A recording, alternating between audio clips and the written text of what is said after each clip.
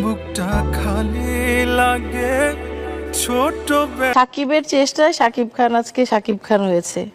কারো দোয়ায় নয়, নিজের চেষ্টায় এই জায়গায় এসেছেন শাকিব খান। এর পাশাপাশি রাজকুমার সিনেমার জন্য শাকিব খানের জাতীয় চলচ্চিত্র পুরস্কার পাওয়া উচিত, এমনটাই দাবি করেছেন একসময় জনপ্রিয় নায়িকা শাবনূর। চলুন ছোট্ট এই ভিডিওর মাধ্যমে বিস্তারিত জেনে আসি। বর্তমান সময়ে সামাজিক যোগাযোগ মাধ্যমগুলোতে শাকিব খানের রাজকুমার সিনেমা নিয়ে ব্যাপক আলোচনা হচ্ছে।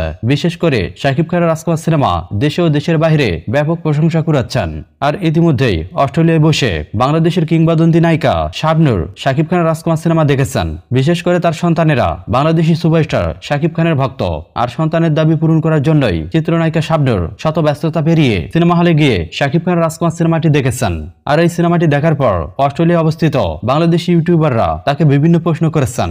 তার মধ্যে শুরুতেই প্রশ্ন করা হয়, শাকিব খানের সাথে আপনি অনেকগুলো সিনেমা করেছেন, এমনকি গুঞ্জন শোনা যায় বিভিন্ন সিনেমার ক্ষেত্রে পরিচালকদের কাছে আপনি শাকিব খানের জন্য সুপারিশ করতেন। তাহলে কি আপনি মনে করছেন শাকিব খানের বর্তমান অবস্থার জন্য আপনার অনেকটা হাত রয়েছে? এমন প্রশ্নে শাবনূর সরাসরি বলেন, আজকে শাকিব খান এই জায়গায় এসেছে শুধুমাত্র তার কঠোর পরিশ্রম দ্বারা। সে নিজের চেষ্টাতেই এই জায়গায় এসেছে, কারো দোয়ায় নয়। শাকিব জীবনে অনেক পরিশ্রম করেছে আর যার সুফলও পাচ্ছে। আর আশা করছি শাকিব রাজকুমার সিনেমার জন্য জাতীয় চলচ্চিত্র পুরস্কার পাবে।